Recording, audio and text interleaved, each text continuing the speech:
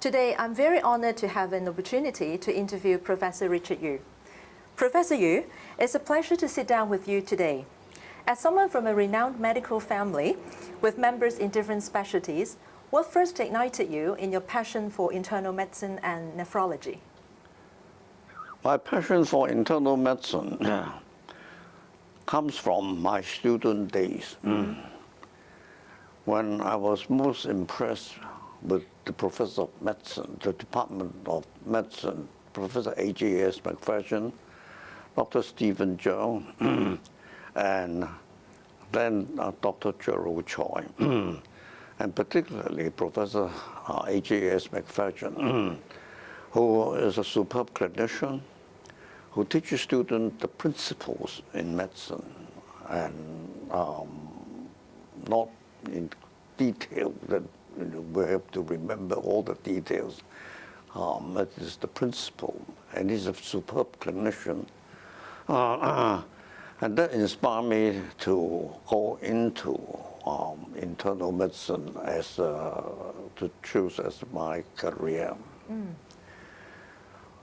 Why nephrology? After my graduation, when I started my the training in internal medicine with Dr. Gerald Choi, who just returned from UK after his sabbatical. And that's the time when I was to leave for London to do my postgraduate training. And he advised me that, nephrology is just started to recognize as a specialty in internal medicine. Would you consider going into nephrology instead of the standard, cardiology, GI, endocrine, all that? I said, oh, that is a challenge because at that time, nephrology was just started to be recognized as a specialty.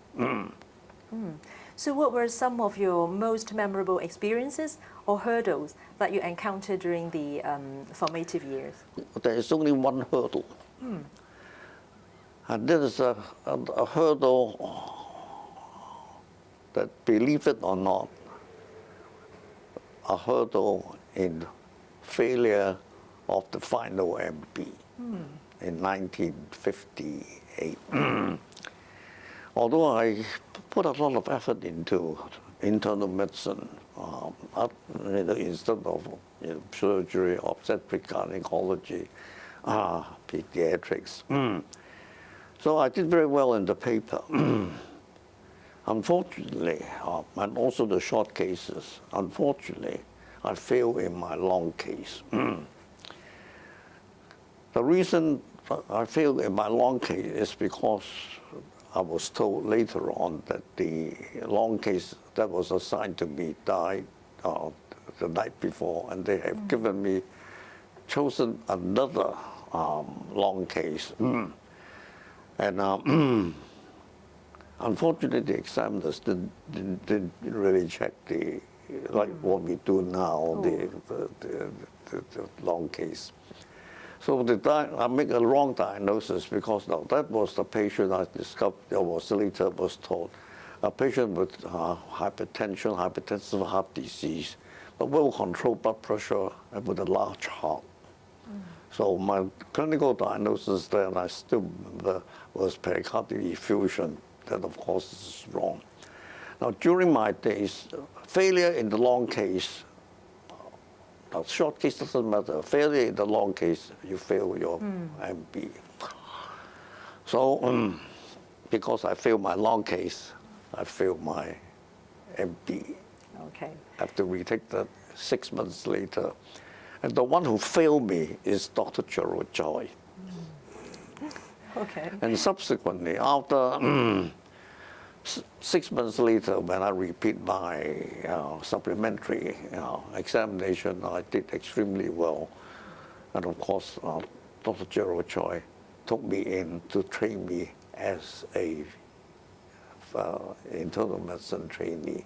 And that's how I started my career in internal medicine from my mentor, Professor Dr. Gerald Choi, who subsequently became the Professor Gerald Choi at the Chinese University of Hong Kong, and the first dean of the faculty, the dean of the faculty of medicine. Right. Okay. So despite this failure, you graduated in 1958 with the MBBS, and you continued training in Queen Mary Hospital. And after that, you pursue your Ph.D. in the University College Hospital in London. And at that time, it was not common for a physician or a clinician to do Ph.D. So why was there a decision then? So I left for London to start my postgraduate training in internal medicine from after spending 2 years as in basic internal medicine training with Dr. Gerald Choi. Now, usually at that time, commonly doctors who started work in government units, at most they was given only 6 months of study leave to go to UK. The reason why we go to UK is at that time, MRCP is one of the basic professional degrees to ensure promotion and to ensure a proper training in internal medicine.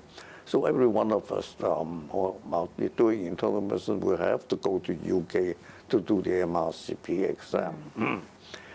And so as I want to spend more time in UK to train in internal medicine, I have to resign from the government in order to do that. Otherwise, I will not be able to give them the amount of time in which they require for proper internal medicine training. So Gerald, Dr. Choi came back after he spent his sabbatical at the University College, at Medical University College Hospital in London. Under the then head of department was Professor Max Rosenheim. So when I go to UK, he introduced me to Professor Max Rosenheim. So the first step, I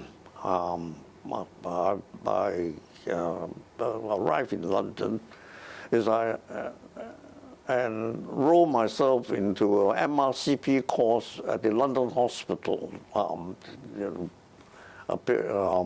a course of 3 months to teach young doctors how to do the MRCP. So after that, I spent another year at the Hammersmith Hospital under Professor Olive Wrong to do nephrology, kidney disease, because Professor Olive Wrong is at Hammersmith is a specialist in renal diseases. So after that, I did my MRCP exam in Edinburgh. There is the most enjoyable time of doing the MRCP in Edinburgh.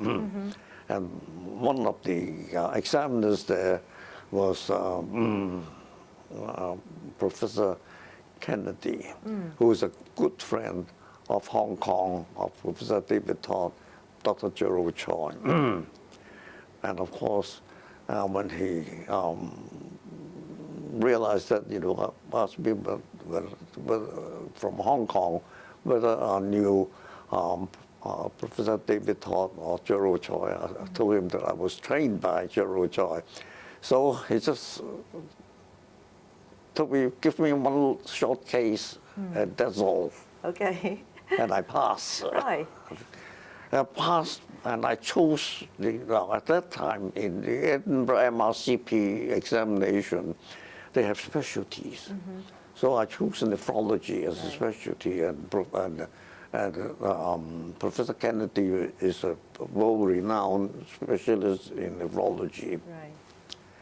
So after I passed the MRCP Edinburgh, I started work as a training in clinical nephrology at the University College Hospital under Professor Max Rosenheim.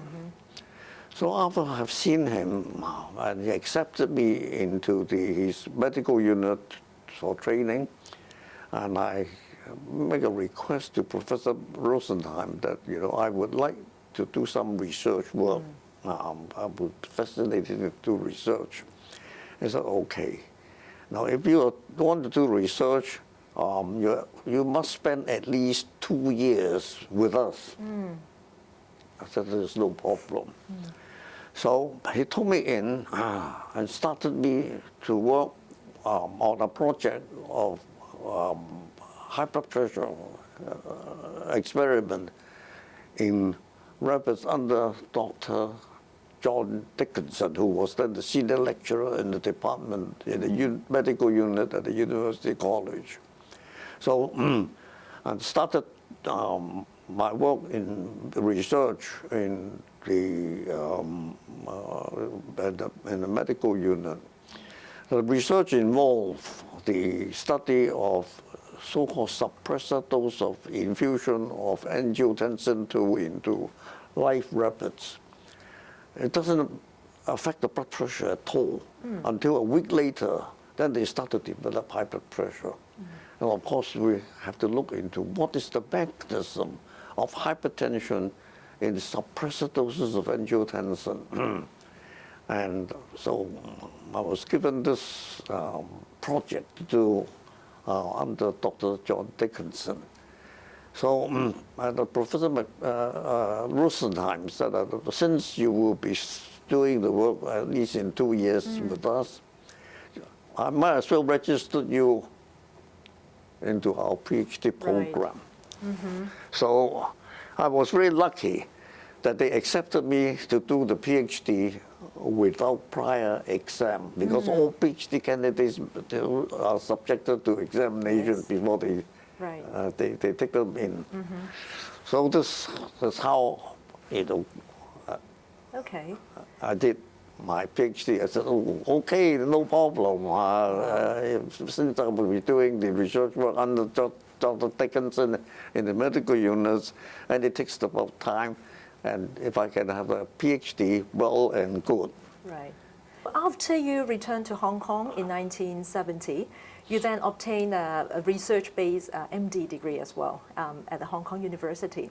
So this is actually a very interesting choice because you already earned a PhD. So can you share with us the insight into why you decided to take on the MD as well?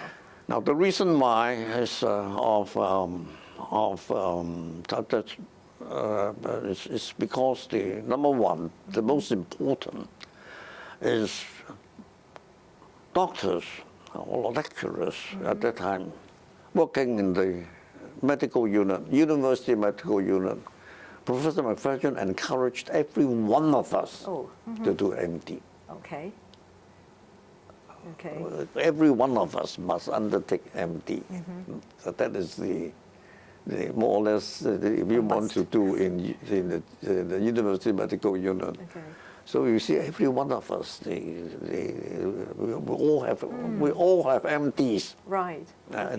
In the medical unit. Yeah. This is number one. Number two is this is to satisfy my own ego.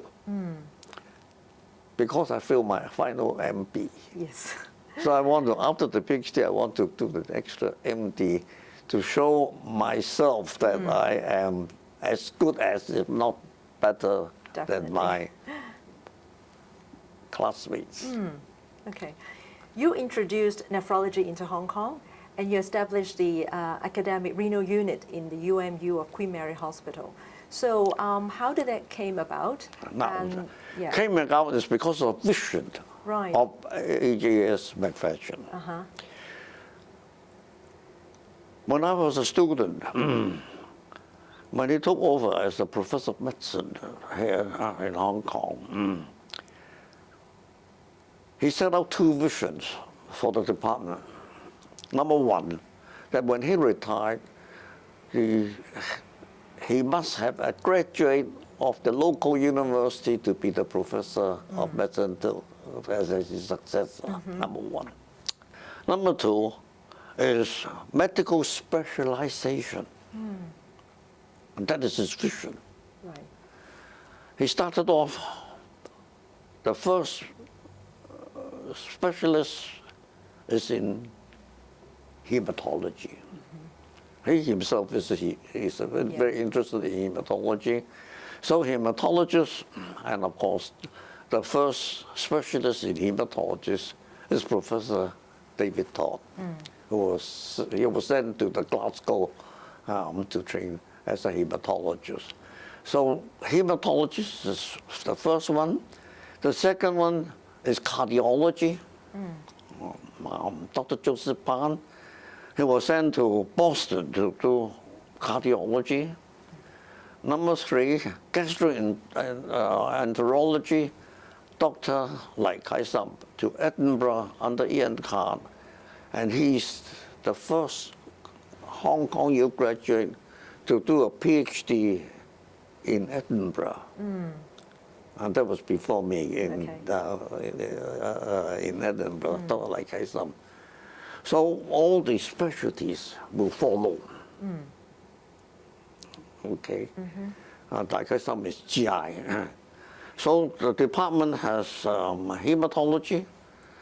Now, Professor Rosie Young initially wanted to be trained as a hematologist, but because there's already hematologists in the department, she was persuaded to take up endocrinology and diabetes. Right. So the second specialist, cardiologist, GI.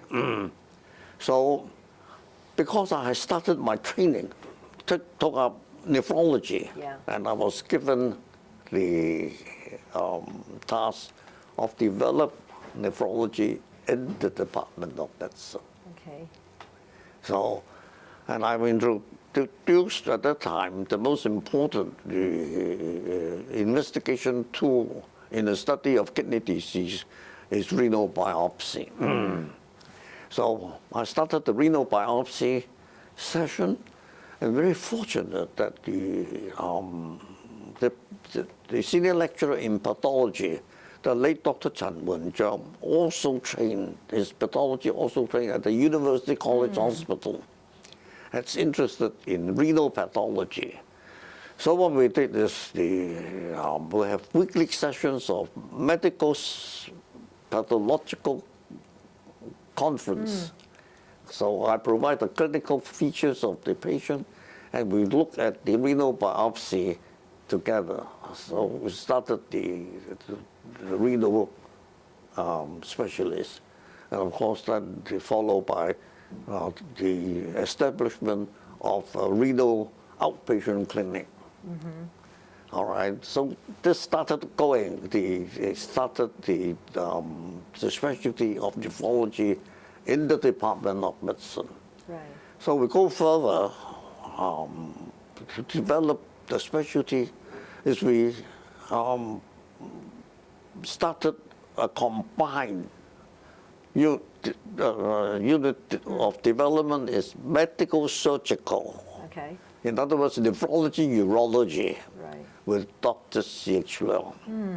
So we do another weekly grand round together to see all renal patients, renal consults in the two departments of surgery and medicine. And of course, the other is renal pathology with Dr. Chen Wen-jiao, and urology, nephrology with Dr. C.H. Leung. And this is how the nephrology started in the Department of Medicine. Yes, and this was a very important milestone for sure. Some years later, you left and went to the private practice. And what was the circumstances when you left the public sector? Well, the circumstances is because after having established the renal, the nephrology unit, and with working in conjunction with others, followed by after nephrology, then there was a respiratory unit, and of course, my younger brother, Dr. Honorary Yu, who was a Pratt student and accepted into the UMU, the University College for training, and he was given the task of you go to take up. It's all because of the McPherson's determined vision.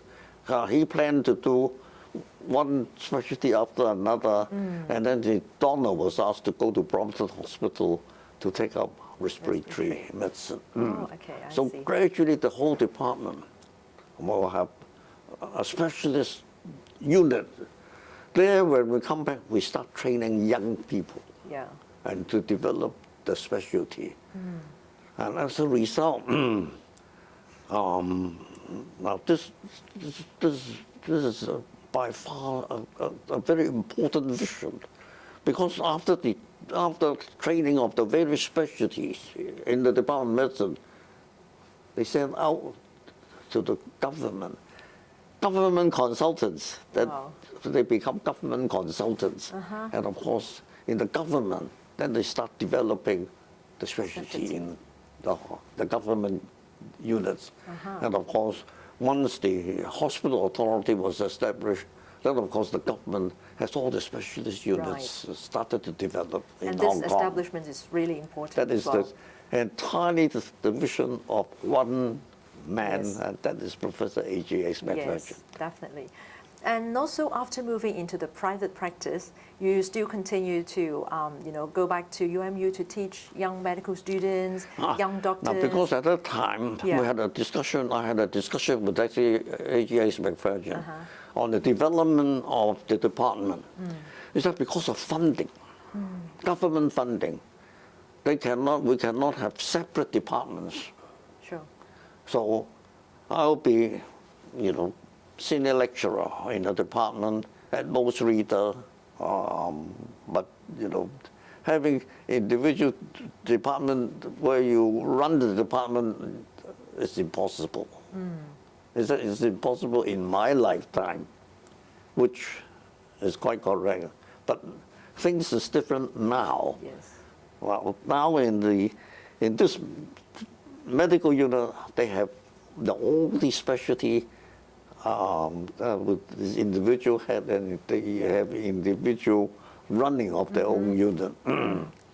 So because of this, and since there was no nephrologist in the private practice, I decided to leave the department to start my private practice.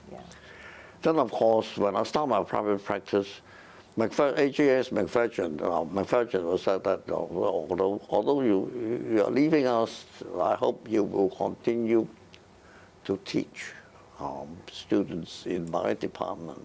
And I agree to that. So ever since, up to now, I still continue to do, because there's one thing that fascinates me, is teaching. Sure. Undergraduate teaching. Yeah. We know that you're very dedicated in the medical education system, right? And so you have been the vice president for education in the college. So I was very interested in medical education and how to train the young generation. Now, this is because my experience, what I had been given is I have the three mentors, Gerald Choi, McPherson, and in UK, Max Rosenthal. They really look after the trainee well, and of course they train them. When they train, it's not training in medicine, but training how to become a good doctor. So, which I think is much more important than knowledge. How to be a proper doctor, the relationship between doctor and patient. Do you have any views on the current medical education system? It's very, very difficult to define because of the rapid increase in knowledge. particularly in the basic sciences. Yes. And but to teach the student, it is important that my emphasis to them is that medicine, the field is so wide. Now all you have to do is know the basic principle, and of course, how to treat the patient. Now for those who really want to go deeper, they have to do research. But basically, the basic medical education hasn't changed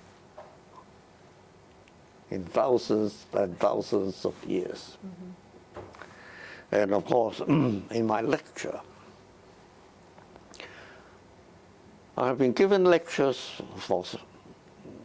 since I left the university. The first lecture to the medical student is history taking and physical examination.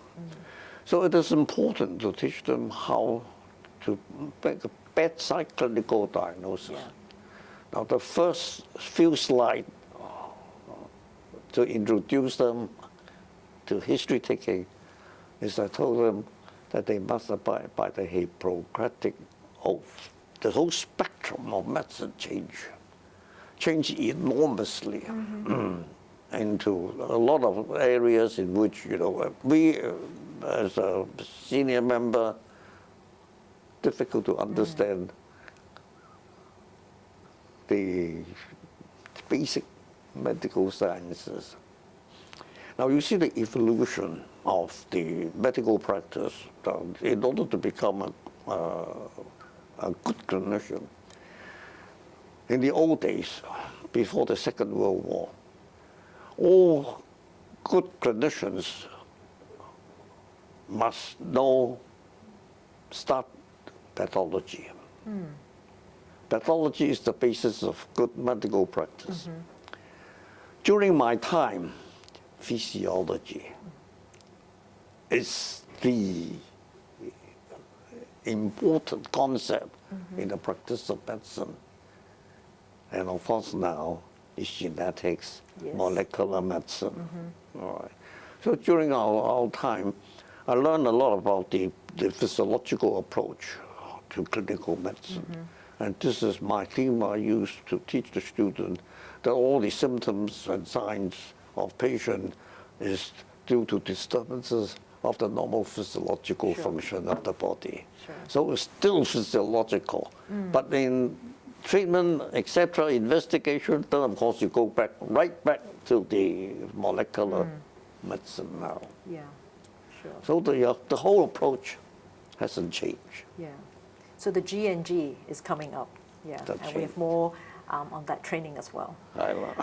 Professor Yu, you have played a very important role in the setting up of the Hong Kong College of Physicians, and you have been the vice chairman for education and also the president in 1993 to 95, right? And in internal medicine with so many different subspecialties, it's definitely play a very core component in all healthcare system.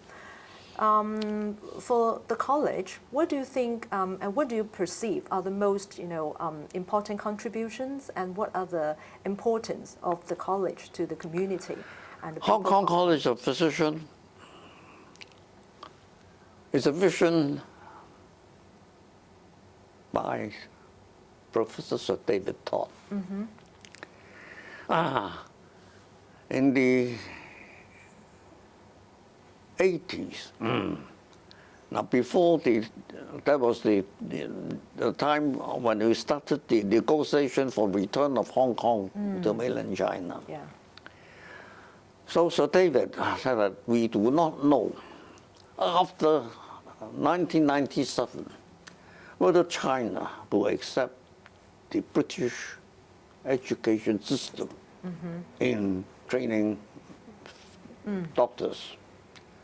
So, shall we start a college of our own? Myself, my brother, Dr. Chou Xiu Chiu, Dr. EKO, Dr. Jennifer,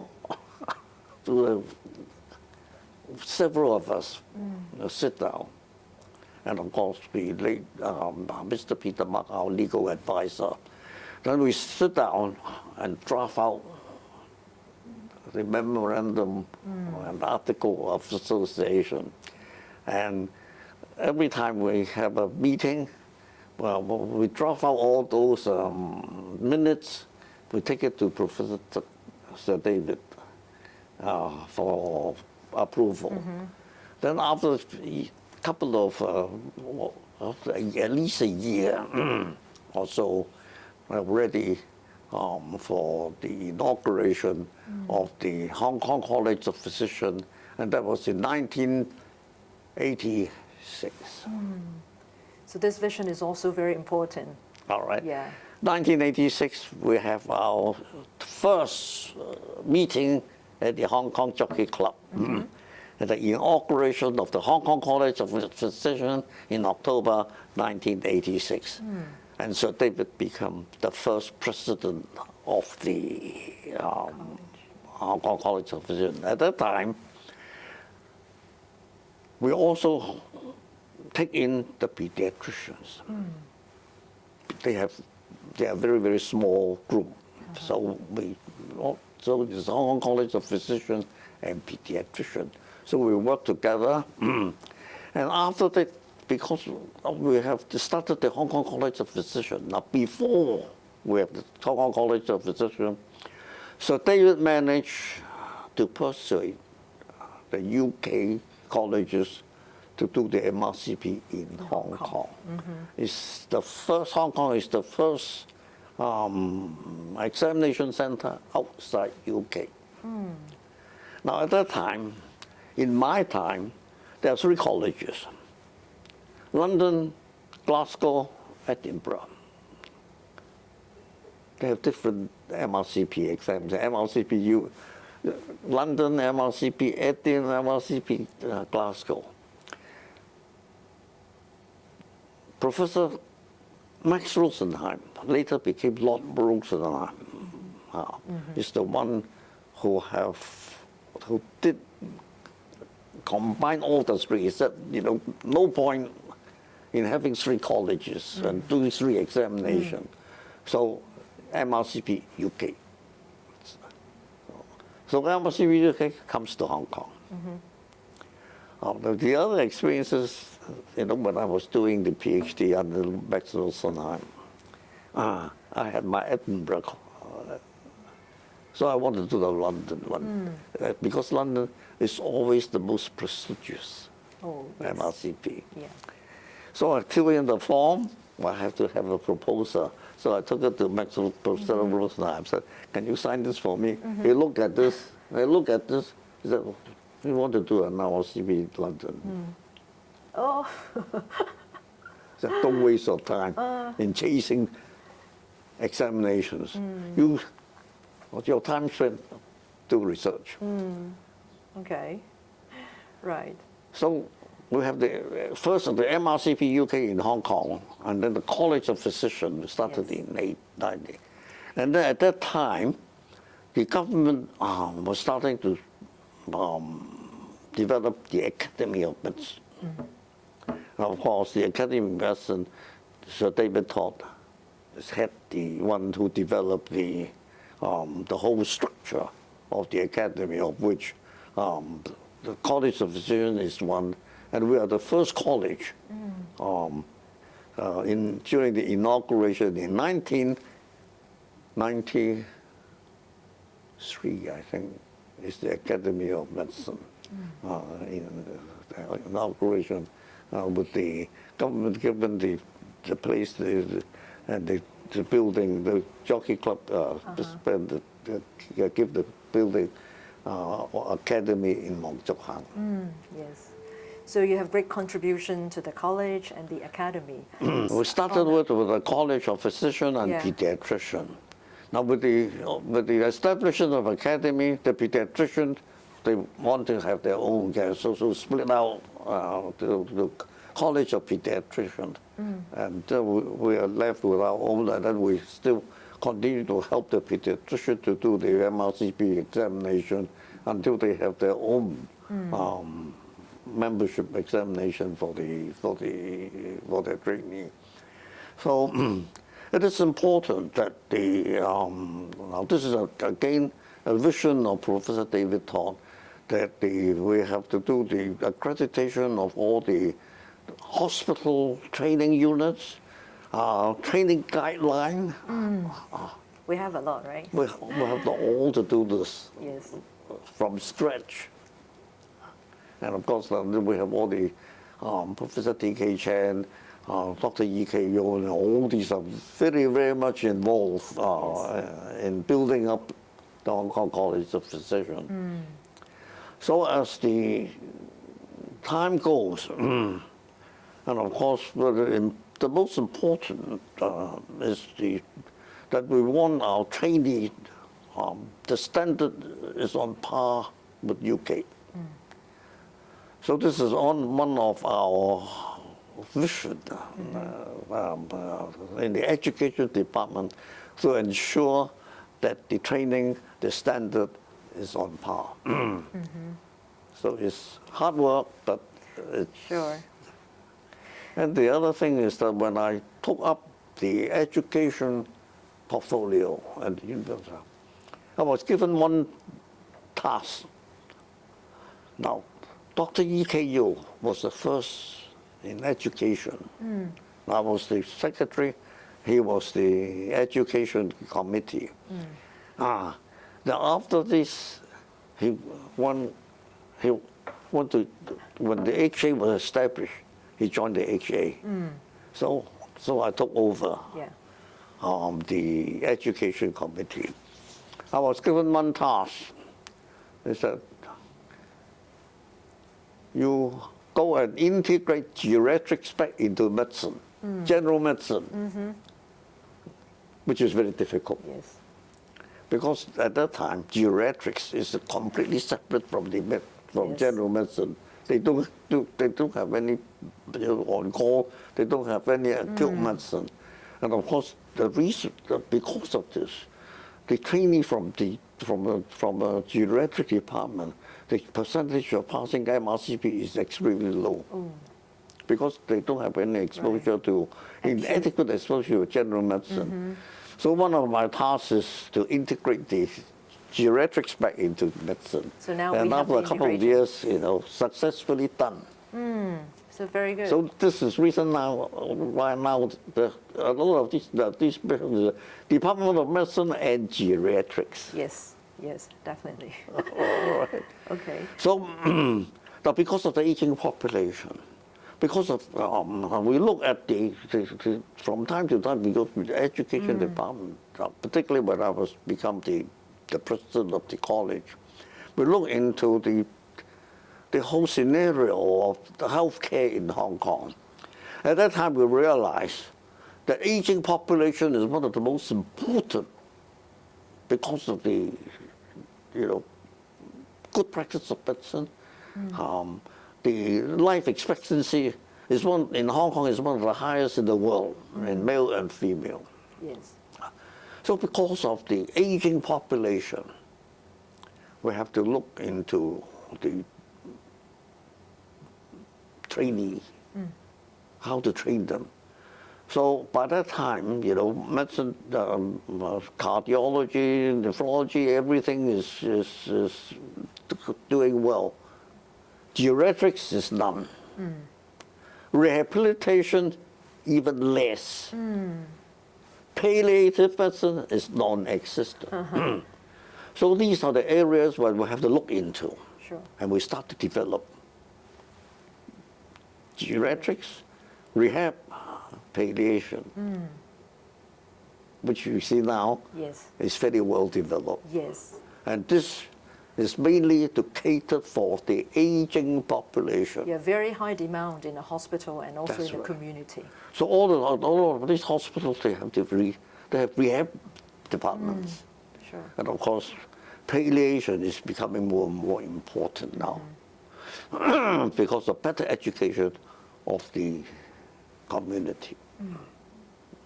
And of course, geriatrics now, Geriatrics now is even developed further. The specialists in geriatric nephrology, Yes. geriatric cardiology, Yes. neurology, Oncology as well. endocrinology. So a lot of these geriatricians, they take up Yes. further training in a specialty because of the aging population. Not you deal with the patient with the geriatric population, the cardiology, the cardiac disease, renal disease, they're different. Yes, and the geriatrician really play a very pivotal role. Yep. Definitely, yeah. So this is our vision in the college. So our college development is very well covered. Yes. And of course, because of aging population, the Hong Kong College of Physicians is getting bigger and bigger. We are the biggest college in the academy, of which we have a total of more than 2,000 fellows. Yes. Yeah, we have more than 2,000 college fellows. Right. So this is the largest of all clinical colleges. Then, of course, with the development of medicine is so fast, and a lot of these diseases can be treated medically. Yes. So leaving the other, surgery, all these are shrinking. The only specialty that still demand expansion is orthopedic and traumatology. So you have made all the contributions to the community and in medicine. And so you were conferred the prestigious Doctor of Social Sciences honoris causa in 2010. And in the same year, you were awarded the Silver Bohemian Star by the Hong Kong SAR government. So what do these honors mean to you? Now these honors, well, you have it, well and good. If you don't have it, it doesn't matter. Okay, so how do you hope to continue making impact? What makes me go into all these things? There's one person, is Dr. C.H. Leung. Now, you know C.H. Yes. All his hands are tied in doing a lot of things. One day he said to Richard, you better start doing more for the community. So first thing to do is, you come, at that time, he was president of the Chinese Medical Association. So he got me into the Chinese Medical Association as a member, a council member of the Hong Kong Medical Association. And then there, he assigned me to do a lot of work, other work with the hospital. One of them started as to put me as in the governing board of the Ruttonjee Hospital. Yes. That's the first one to start off with. From Ruttonjee to Queen Mary. I spent 9 years in the board. And after Queen Mary, Prince of Wales. Yes. And finished. And then, of course, they put me into a lot of these subcommittees in the Medical Association. Now, one of which is the Pneumoconiosis Compensation Board. I said, you better go there. I told him, I know nothing about the chest. I know nothing about pneumoconiosis. You know what, you put me there. Oh, he said, it doesn't matter. You don't have to know anything about pneumoconiosis. They don't dish out money. So I was joining the board. And that was very interesting. The board is very rich because all construction, I think 0.1% of the construction cost goes to the pneumoconiosis compensation board. Okay. And at that time, there was about a couple of thousand pneumoconiotics, and they look after that. So when I look into the whole thing, the reason why they have pneumoconiosis is because of their caisson. They go deep into there, and then they deep in breathing. So because of this, we have all the figures, and then the board recommend the government to ban caisson in construction. So no more caisson. Yeah. All right, this is one thing. What I did with the pneumoconius. Now, secondly, the compensation to the pneumoconiotic patient is one lump sum, full stop. And then we have to change that to compensate every quarter until they die, instead of one lump sum. And then thirdly, after all, there are not all that many pneumoconiotics in Hong Kong. So we have the two centers, Ruttonjee, Sha-Tin, Haven of Hope. Now these are three hospitals in which they have pulmonary rehabilitation. Well, registered only about 2,000 of them at that time, during my time.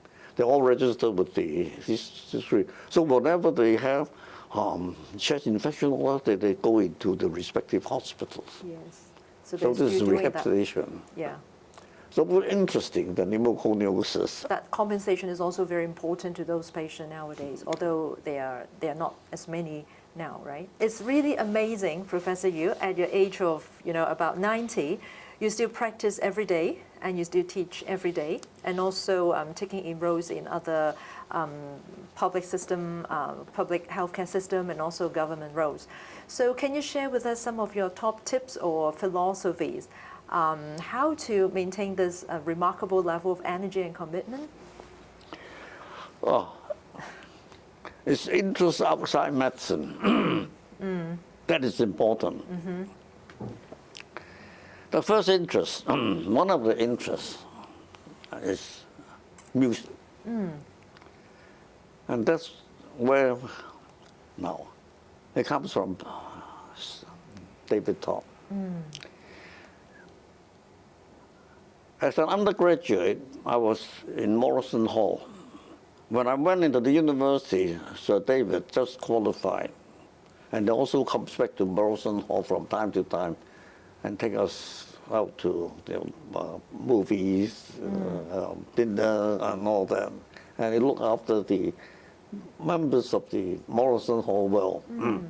So I know him very well. So when I started my house job with Gerald Choi, whenever I have an emergency call, I usually go to his flat for dinner. And that's how he teach me to appreciate music. That's very now, good. Although I myself like classical music, even as when I was in diocesan boys' school, they have music lessons and all that. But not opera. He taught me how to appreciate opera, but particularly one opera, and that is the Wagnerian opera. There is philosophy and of the Wagner opera and etc. So once I listened to I was hooked on also music is one thing. Now the other is photography. Sure. Photography, my father liked photography. We have a dark room when I was a DPS student. And we fiddled around with the photography. So after university, after graduation, I've stopped photography until after I come back from UK. Then I started the photography again. So, and one of the grandmaster I was introduced to is Mr. Manly Chin, and who likes to go into, invited by China to go into the Chinese city, Chinese various places, and he produced a lot of books on the Chinese scenery, and is one of the leading. So he taught me the proper photography. And after some time, because of age and because of illness, and he subsequently he died. And then comes another good friend. And this friend is Dr. Liu Wang. Now, Liu Wang, he used to doctor in Queen Elizabeth Hospital doing internal medicine. And because for at that time, during our time, doctors from government hospital, when they go over to UK to do the MRCP, they must spend a year in the Department of Medicine for training before they go off. Okay. So Leo was in Queen Mary Hospital when I was under training, and he was under training. I was under Gerald, he was under Department of Medicine, under McVersion and Gerald and David Tom. So we got to know each other very well. So after a while, after his membership, everything, he come back to Hong Kong and back into Queen Elizabeth Hospital. And there he took up photography. And he's a very, very good photographer. And he has won numerous prizes in black and white. So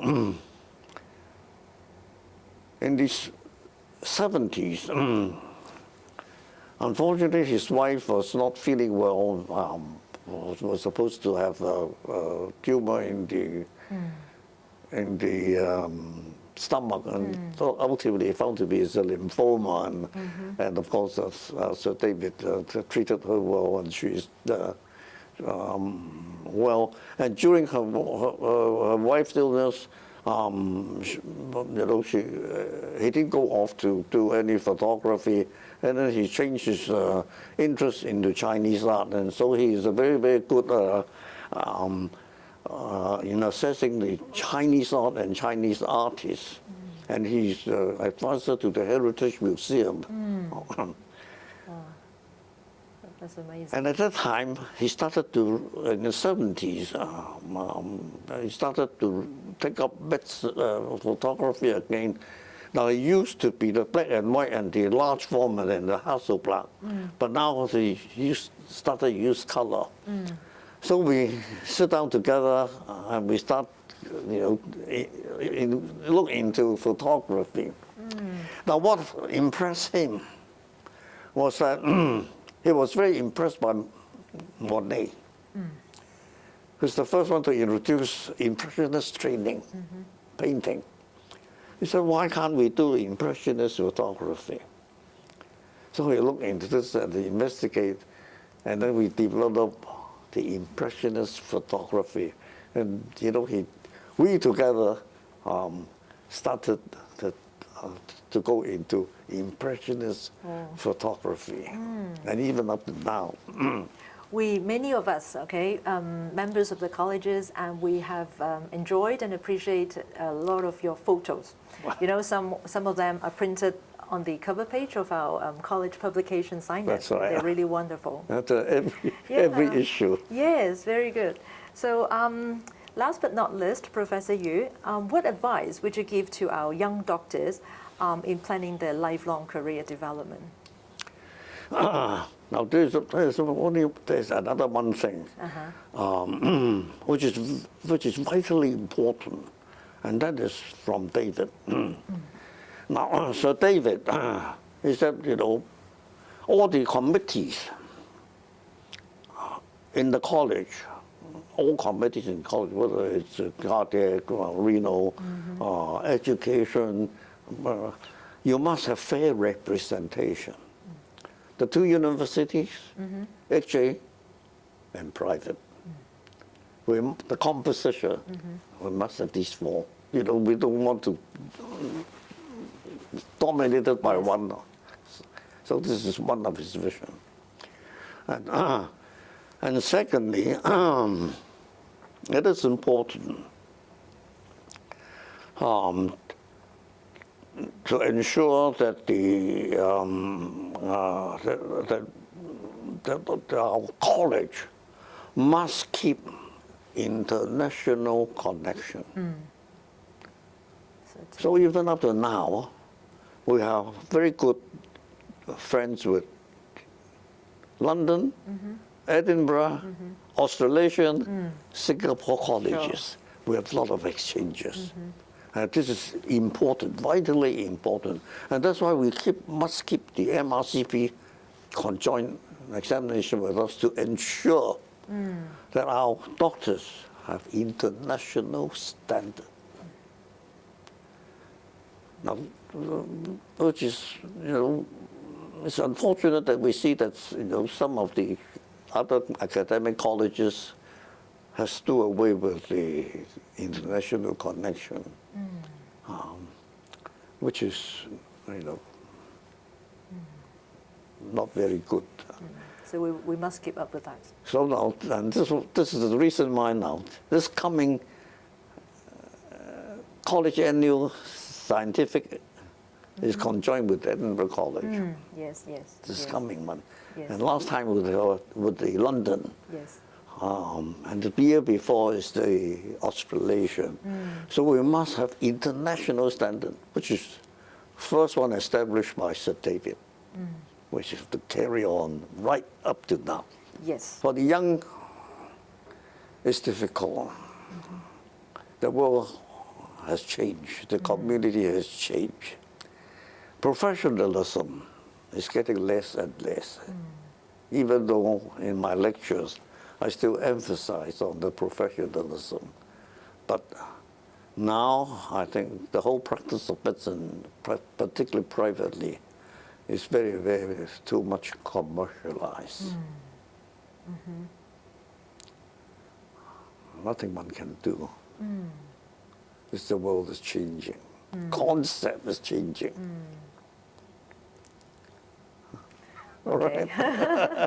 Okay, Professor Yue, thank you so much for sharing with us these invaluable insights.